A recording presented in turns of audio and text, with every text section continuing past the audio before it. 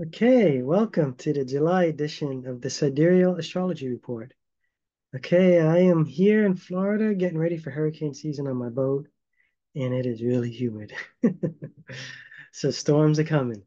Okay, we're going to look at the two lunar cycles for July and a little bit of transits in between.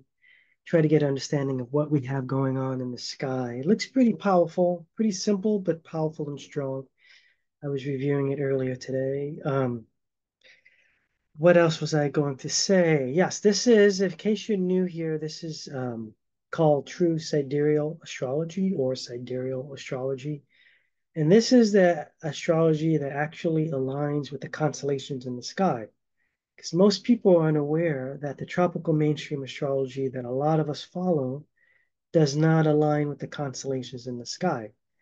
And sometimes that comes as a surprise to people. And even the people practicing tropical astrology are surprised when this truth gets revealed. And it's hard for them to come to terms with it. Um, that's a whole other story. I have a lot of videos about that. You can figure out how to find those. But we're going to go over what's going on in the sky for July. So just hang on a second. I'm going to get my screen share up here. And we are going to rock and roll. So let's see. Okay, there we go. I think it's coming up right now. Yeah. So this is the new moon in July. New moon in July is going to be in Gemini. And not sure what the tropical mainstream astrology is saying. They're probably going to say Cancer, but we're showing it in Gemini, which is truly where it is. And what's really important, there is a few things that I'm looking at with some numbers. Um, we're seeing that it's actually conjunct Sirius, 14 degrees. You see the sun and the moon 14 degrees conjunct Sirius. We can also see that the Venus is conjunct also the new moon. So we're dealing with some feminine energy. This is the Venus conjunction with the sun. That's the story of Inanna. If you can look up that story of Inanna and the seven gates of initiation, you'll have more insight to this kind of energy that we're talking about. This is the part where she sheds her belongings, her human egoic possessions, while she traverses through the seven gates of initiation. And it's a longer story, it has to do with gestation and things like that. Um, I'm going to try to pull up my pen if I can. Hang on a second. I like to draw sometimes. Yeah. So what we see here, what I notice here, which is pretty nice, is we have a nice grand trine. My pen starts craps out. You can see here it also hits Neptune. That's a nice visual because this is Black Moon Lilith. I normally don't work with Black Moon Lilith, but a client of mine asked me to look at it, and I did, and I left the settings up. And it's interesting that it's in 13 degrees because we just finished the last full moon, went from Scorpio into Sagittarius, and it went through the 13th zodiac sign of Ophiuchus. And I looked at this as the hero's journey.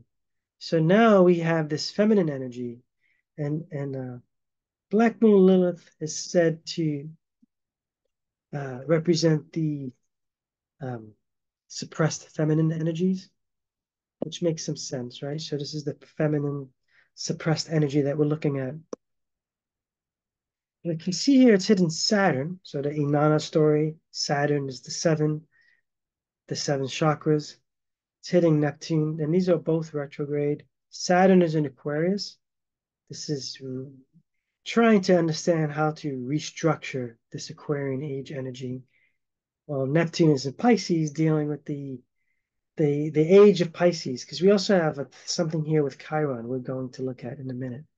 But this is a grand trine here with Venus and Saturn, and we can see here it's with the new moon, Saturn trine the new moon.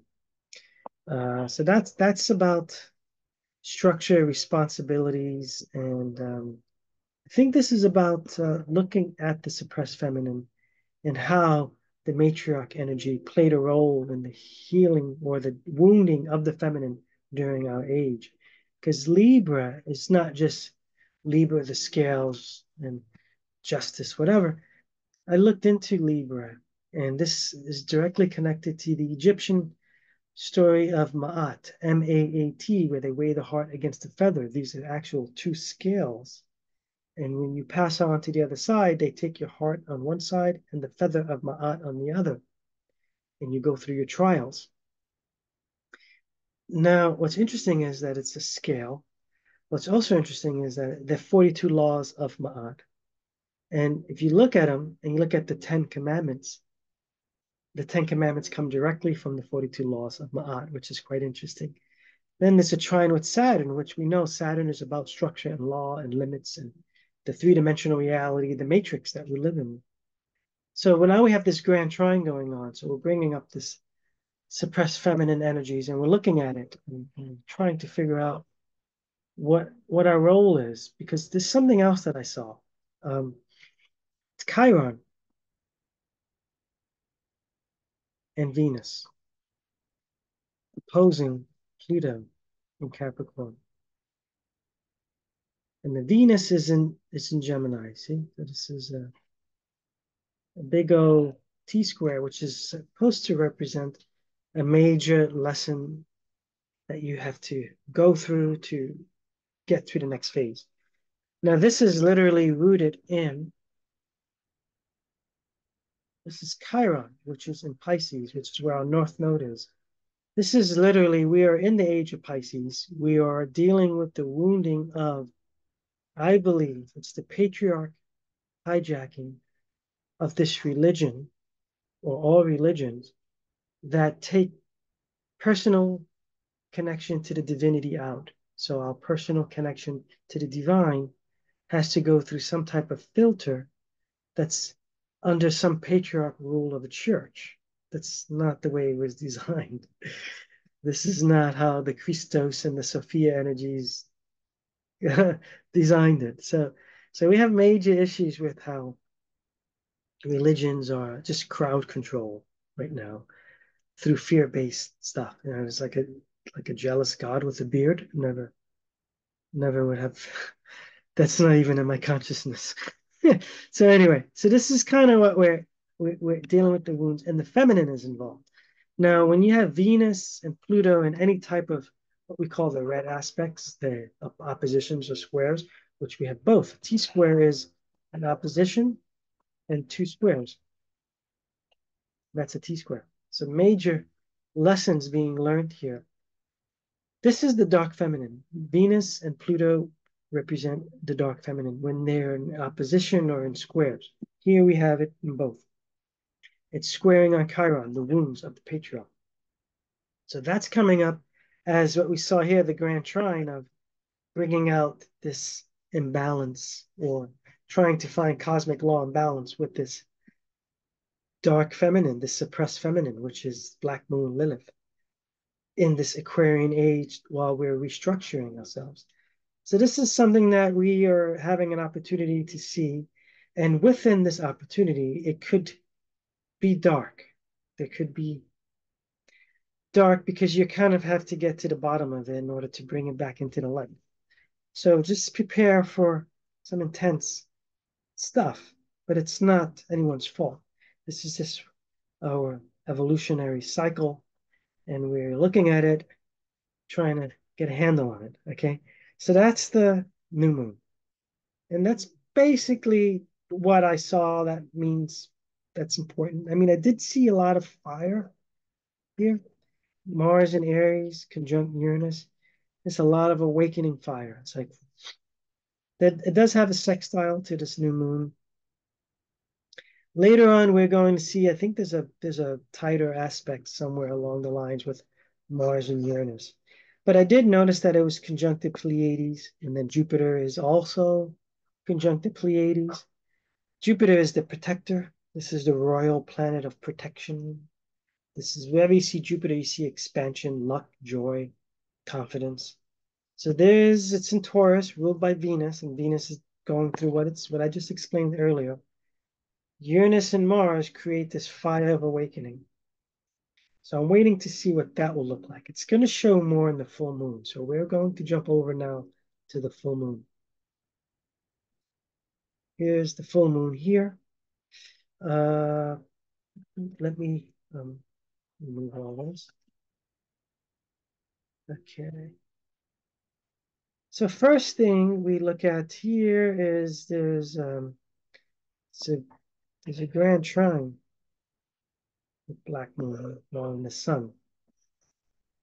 So we like that, right? So sun, um, my computer I think is getting hung up again. Full moon is going to be in Sag. What's interesting is it's conjunct Pluto. It's amazing power. Pluto moon power is this strong shaman type energy. So just be on the lookout for that. It seems like it's opposing sun. Um, I don't see anything else. I don't see any kind of T square other than it's possibly with the Chiron here. Sometimes my drawing is not as well. So that is T square. Remember we saw it with Venus before, now we see it with the moon. So that's something to pay attention to because we're still operating with this wounded energy. I believe that the moon, Pluto energy in Sagittarius will create a bit of wisdom, taking the wounds and creating wisdom from the wounds rather than more pain. Sun is in Cancer. That's the Scarabaeus beetle that represents in Egypt.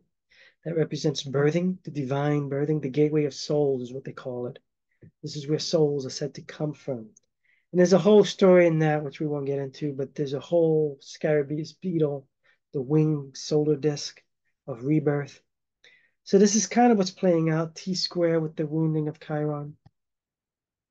You can also see that that's actually having a trine to the Uranus awakening energy. So there's something to look at here. And then we also notice that a lot of these Saturn, Neptune will retrograde. Even back in the new moon, they're retrograde. Chiron goes retrograde at some point. We're going to look at that. Okay. So this is, let me erase some of these things. So this is the gist of this full moon here, is going through these major lessons. And what I like here is we have this grand trine.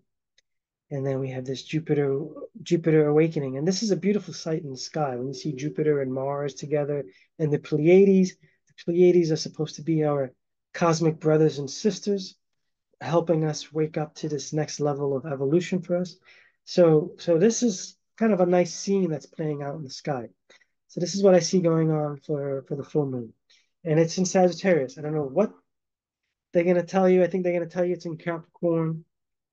It's not. When you look up in the sky on July 21st, it's going to be in Sagittarius.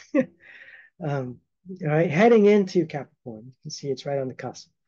All right, so let's just see anything else that I saw here. Let me erase a few of these things. I think that's the gist of it. I just want to point out a few transits too. But this is the gist of what we got going on here. This is a lot of fire. I like to see this here. This is a lot of like strength behind the values. Because Taurus represents the values of what's worth, what's worth holding on to. So this is good stuff.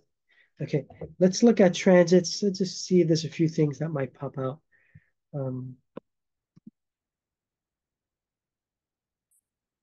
Let's see here. Here we go. Make this a little bigger. Now, pretty much these transits are showing you everything that we just spoke about. But we just look at kind of like strengths and things. We can see here that the Neptune goes retrograde on the 2nd, July 2nd. We can see here, I was just looking at the Venus-Pluto one is pretty important to kind of pay attention to. We can see that one is happening on July, it looks like 12th, right? I have a few things here. Yeah, so you want to pay attention to where that opposition happens between Venus and Pluto. That looks like July 12th. It went up. It just went up to here. I think my computer is getting hung up. Anyway, so this fire, I want to look at this here. This fire of Mars and Uranus. I'd like to figure out when that's going to happen. That looks like July 15th, Mars and Uranus. It's up here. That so that's a fire you want to kind of figure out between the 13th and the 15th. That's something that you, or the 16th. That's something you might want to get on board with. That's a lot of awakening power. I would like to be pretty present during these times. I think that's it. Everything else we covered. I just wanted to figure out that Pluto. Also, I wanted to also show you when I mentioned that Chiron goes retrograde. That looks like it's gonna hop up here, July 26th. So it's gonna be right after the full moon. Okay, that's probably why we didn't see it over there. All right, so that's about it for the report. These are the energies you want to look out for. Let me stop share here. Hang on. Okay, so those are the energies you want to look out for. Looks like some strong feminine awakening energy that's needing to be cleared before we go into our um, great resetting of this Aquarian age energy. So let me know if you have any questions. You can make some comments below, whatever. I'll try to my best to answer them. All right, guys. So have a good July. Okay, bye.